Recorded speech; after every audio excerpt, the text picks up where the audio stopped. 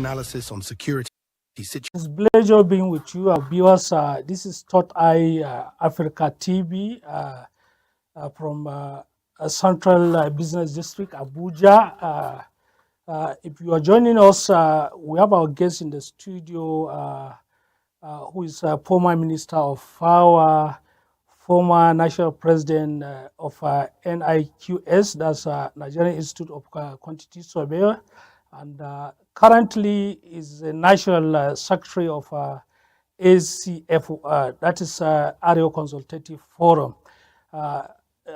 Be with us here in the next 30 minutes. We'll discuss issues bordering security, more especially within the northern part of the country, national unity. We'll look at sundry issues, and we'll go into break, and when we come back, we start dwelling on the issues I mentioned. For deeper analysis on security situation in Nigeria and beyond, watch Third Eye Africa TV.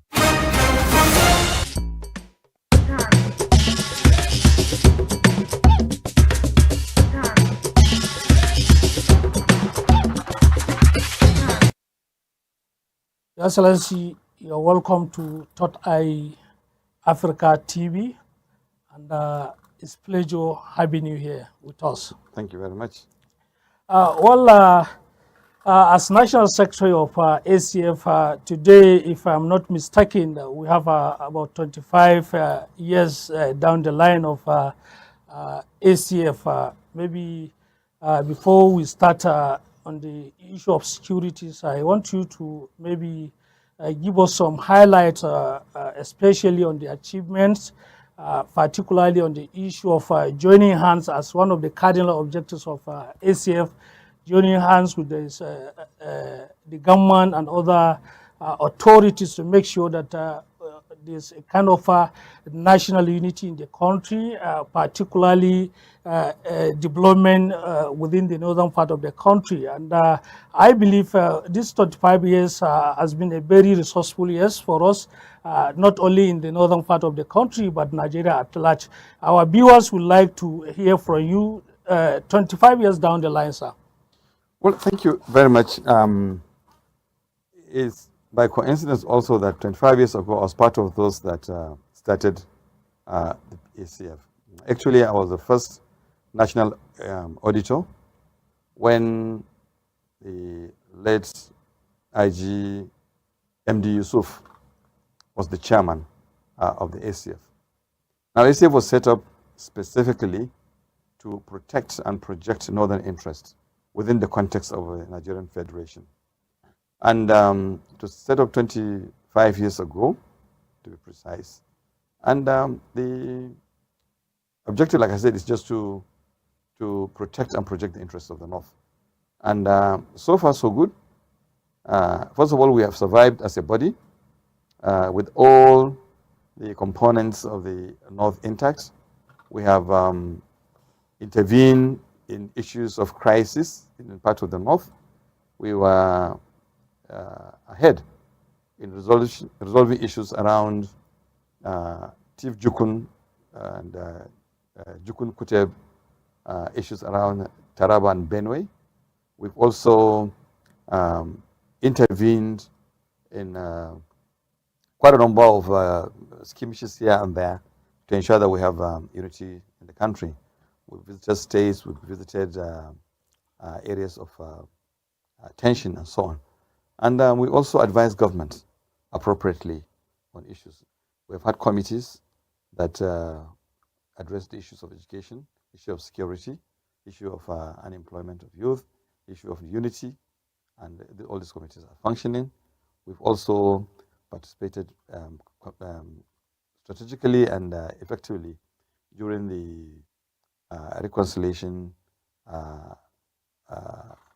committee that was set up by Obasanjo to reconcile the country after all the crises we had June 12 and so on. I can't remember the name of the commission. Justice Oputa panel. Yes. So these were things that we had done in addition to keeping the fire burning. All right, sir. I think, like you mentioned, there are so many interventions, particularly on the issues of security. And you cited an example of a kind of conflict resolution intervention in part of the Benue, and northern part of the country has been, or rather become, a kind of hotbed of sort of criminalities. And like you said, part of the intervention is on the educational development. We made to understand that the resurgence of the Boko Haram, the banditry, kidnappings, and other things of the kind, so you understand, has grossly affected a kind of northern part of the country in issues like education in particular, because you understand that most of the schools, because of the school abduction in Katsina, Zamfara, part of Maiduguri, which started from Chibok and other things, you understand. Most of the parents decided, for the fear of their children being kidnapped, decided not to send their children to schools. And if you look at the street in the northern part of the country, people have become, maybe due to the push factor, beggars on the street. Most of the children that are supposed to be in the classroom are now roaming the street, and as a kind of a non-state actor, which has been a very good, or rather cardinal driver for good governance. I believe, like you started mentioning, ACF has done a lot to make sure that these things have been addressed more, especially the issue of the effect or ripple effect of Boko Haram banditry on education. I don't know, maybe you can shed light on the part of the interventions ACF have done to that effect. Yes. First of all, we must appreciate the position, or rather the peculiar location of the North when it comes to the Western education. From the beginning, the North was far behind. At the time the North got its own first graduate, in the South, maybe you have somebody's grandfather who was a graduate. Our first graduate came in 1939. Our second graduate in the whole North came in 1950. That's the story of education in the North. So we were less status. Efforts have been made. So far, so good. Today, Northern Nigeria can boast of a number of doctorates and professors beyond quite a number of countries. So we thank God. But the problem is not resolved yet. A lot more work has to be done by both the national and subnational governments, and also the private initiatives and the non-governmental efforts all have to come into education. Now, the issue of security did not affect only education. It affected quite a number of things, including food production and so on. But let's maintain the lane on education. Yes, the North was under siege, were disadvantaged from the beginning, and schools have been shut because of insecurity. Some have been relocated. For instance, from the state where I come from, Gombe State, the whole Northern Senatorial District has no boarding school apart from those inside Gombe, because they all had to be closed down because of insecurity. And Gombe is not actually an epicenter of insecurity. So you can see the story of the North. And gladly, the various governments are making efforts to do that. But I think they need to do more.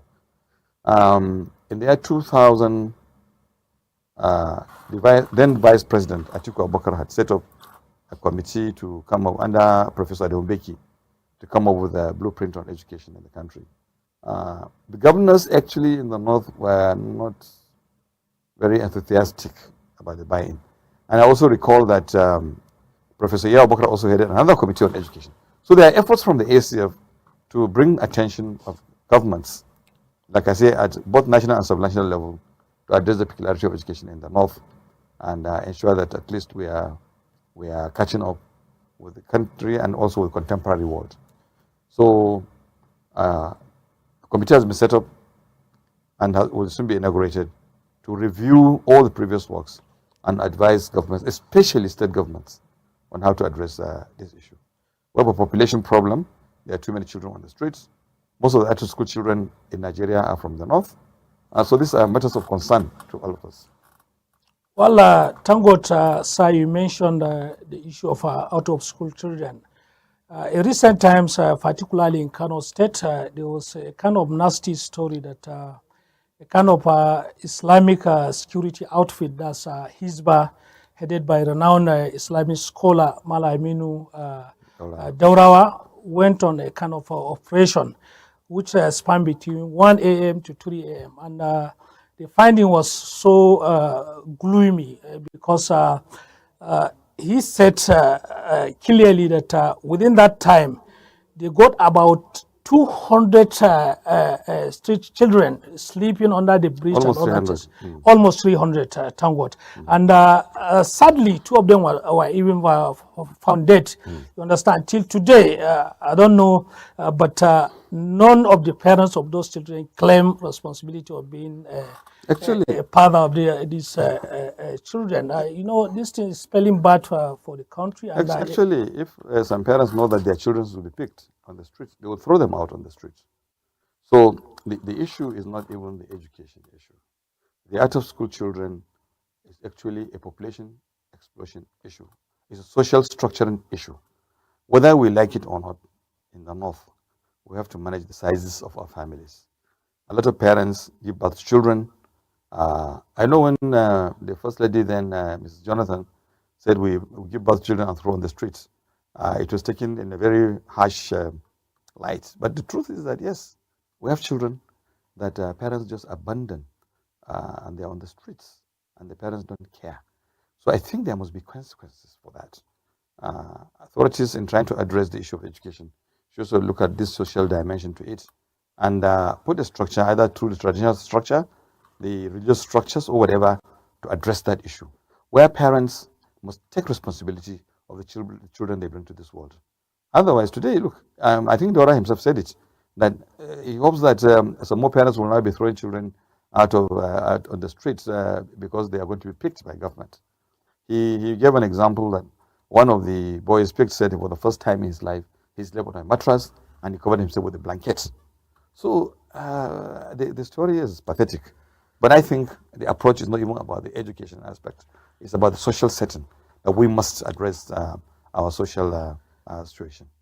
So I know actually you've been liaising with northern state governors to address these menaces and myriad of problems, particularly the one you just mentioned.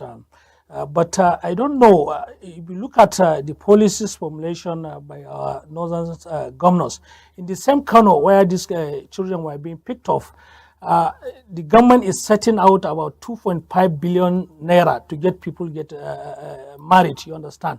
And people were just lamenting. If at the end of the day we are picking children on the street, and people initially doesn't have a kind of financial muscles to get married, and instead of government, if you look at the southern part of the country, 2.5 billion naira, the governors are injecting into the economy, you understand? But in the northern part of the country, where we have these street children, the same government is injecting over 2.25 billion naira to get people married.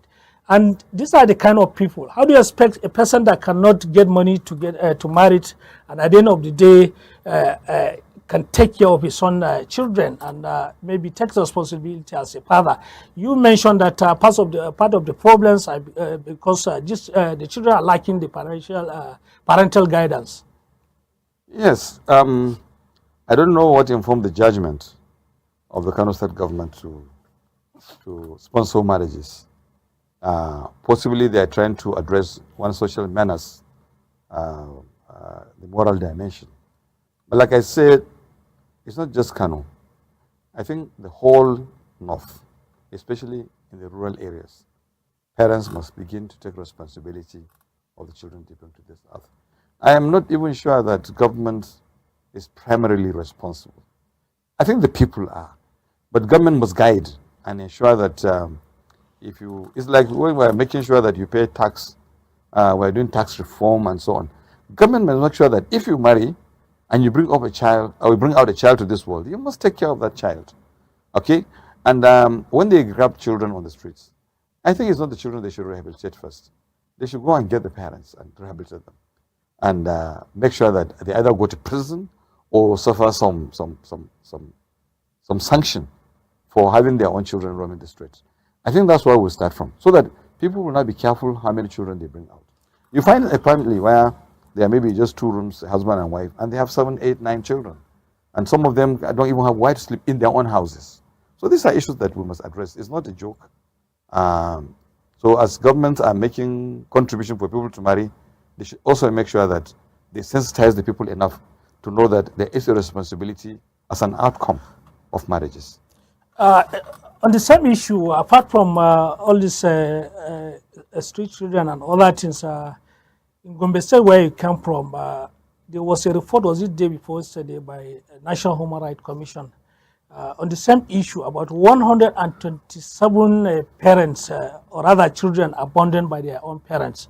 And in Gombe, Bauchi, Kano, we have cases, several cases of children being picked from the street in the northern part of the country and sold out in the southern part of the country. And we have pending cases where even some parents who identify their children cannot even, at the end of the day, test the custody of the children because of some legal issue here and there. And I remember vividly a case of about 2 children out of 12 who are being stolen from Gombe and sold out to, was it Anambra or Abia, somewhere in the southern part of the country. And these are things that are adding up to our social problems. Yes, like that's why I said, when we're talking about out-of-school children, it's not just basically an education issue. It's a social structuring issue. And one of the, I was aware of the cases in Gombe. One of the peculiar things is that one of the persons that was found to be carrying out the trade actually sold his own child. Himself. So if he can sell his child, he can sell anybody's child. Yes. So, I mean, apart from that criminal dimension, that's why I'm saying sensitization issues are important. And the traditional institutions are very, very key in this respect. But just like we're addressing out-of-school children, we must address the social aspect to these family issues. People believe that children are wealth to family. But when children become a liability to the families and they throw them out on the street, then it becomes a problem. So people must have, if you can afford to raise only 1 child, have 1 child for God's sake. If you can afford to have 2, have 2. But you can't bring 7 or 8 or 9 or 15 when you know you can't take care of 2 or 3. So this issue. All right, before we go into our next issue, which is about tax reform, which has been a controversial issue in the nation, I think we take a break, and when we come back, we take this part of the discussion. Thank you. For deeper analysis on security situation in Nigeria and beyond. Welcome back. If you are just joining us, we are here with Malam Murtala Aliyu, former minister of, former national president of NIQS, former, or rather, presently the national secretary of ACF, that's Arewa Consultative Forum. Your Excellency, before we go on break, I mentioned the issue of tax reform, which has been a very burning issue, yes. Particularly where the maybe part of the northern leaders, particularly the religious leaders, ACF religious leaders, captain of the industry, stood up against the tax reform. But recently, I made to understand that ACF has set up a 10-man committee to review the policies and advise the ACF before they take a final decision. But even as that, recently, the governors of the 19 northern states had in Kaduna and a kind of give support to the tax reform bill. Though there was a kind of give and take, to my understanding, which maybe look at the sharing formula, 50% for equality, 30% based on the derivation, and 20% based on population. I don't know whether that is maybe accepted by the ACF, or the ACF is still waiting for the submission of the 10-man committee set up by the organization. Well, let me first of all say that the committee has finished its work. It has been generated, and the report has been formally submitted to the National Assembly. We've given in House of Representatives 200 copies for northern members. We've given the Senate 60 copies. We've also given 150 copies to northern governors. We've given the emirs and chiefs in the northern Nigeria 100 copies. We've also given other northern groups and so on. Now, principally, maybe, so it has been done already. And I would have come with a copy for you, but I have the physical copy in the office. But that's not where the issue is. I think let's go back to the bill itself. There's nothing wrong with reforms. And I think that our tax system needed to have been reformed. I think why the problem came was that there was no buy-in. The government was too much in a hurry. They didn't bring in the stakeholders to review the situation. Yeah, this is why the problem was. And the committee went through the 4 draft bills and came up with the observation. But basically, there are 5 contentious issues. First of all, whether it is all right to even increase taxes at this time. If you can improve the assessment of tax, identification of people that ought to have paid tax, improve the assessment, and improve the collection, I think Nigeria will go a long way, even at the state it is now. So I think that is one area that needs to be addressed. The second thing is the issue of VAT. VAT is a consumption tax. Unfortunately, in Nigeria, and this bill exposed the whole thing. If I have a transaction now, a financial transaction with my bank or through my bank, the VAT that is paid to the headquarters of the bank, which is based in Lagos. If I make a phone call and there's VAT paid, the VAT is going to the headquarters of the service provider. So you find that places like Lagos, where most companies are situated, actually, gather most of the tax. And so if you're going to use that as derivation, then it's no more a consumption tax. Now, if it's a consumption tax, it should be the derivation will be at the point of consumption. So if you make a phone call in Jalingo, in Taraba State, the portion of that VAT should go to Jalingo. So that when they submit it, the portion that goes to derivation should be that. And normally in sharing issues, it's not the tax office that shares, it's the Revenue Mobilization and Fiscal Commission tax. So don't move what is not there to where it is not. So the best thing is to leave the issue of sharing to the Revenue Mobilization. You can make a proposal and send it to the Revenue Mobilization area, but not to put it under some tax arrangement. Now, the VAT, again, became a contentious because at 7.5%, is in some cases, in some countries, you say it's low, but in a country where efficiency plays, in a place where immediately you pick your phone, call 911, the ambulance or the police will come. In a case where you take your children to school almost free, the school bus will be there. In a country where you go to the hospital and get attended to, you should be able to pay 15%. But we're not there yet. Most of us in Nigeria today use private initiatives to educate our children, to get sales services. Okay, so I think 7% or 7.5% is still okay. So increasing it, especially in an economy where inflation is going high and the economy is a bit tight on people, I think maintaining that figure is okay. That's one of our recommendations. Secondly, on the issue of sharing, I've already said, look, the mechanism to determine the location of consumption has to be developed so that there can be equity in the spread of that. And thirdly, on the issue of VAT, it's also the issue of what items are VATable. All that should be issues that should be addressed so that when we are now talking about derivation, it can be addressed easily. Yeah, again, and I don't know why population takes a lower end, because consumption is a population-based thing. Yes. But well, if it, like you say, give and take, okay, let that go. The other aspect of the bill that needed some attention was the issue of this family capital gain tax, which actually is so we said, look, leave that alone.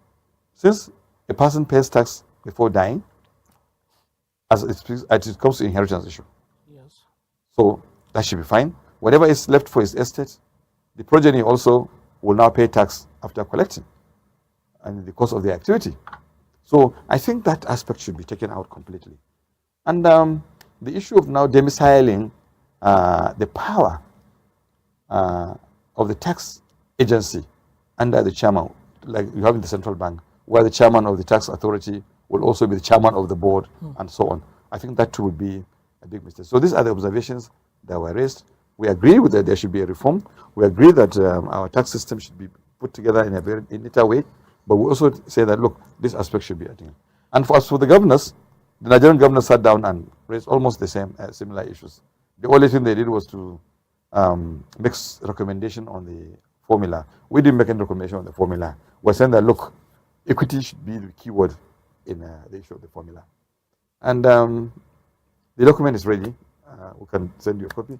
I have an e-copy. After the program, I'll send it to you. I'll be happy to have it and take a look. Okay. And finally, before we close this program, Your Excellency is being a former minister and one-time gubernatorial aspirant in Gombe State. You've been so low about politics. Is it you are retiring or you are tired? Because people will be expecting the name sound very strong, especially from Gombe State. Like I said, being one-time minister, being one time or 2 times a gubernatorial aspirant, it's like you're not been so active, though you've been a secretary of ACF, which is non-partisan. So maybe that may be your bottleneck, or people will be happy to hear from you. Basically, I'm a quantity surveyor by profession. And after the first hit, I realized that I probably will do better in my own profession. So I went back and, move on to become the president of my institute.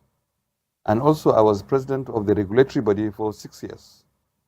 And as for the ACF, it's a general social concern, general political concern, general economic concern of the North.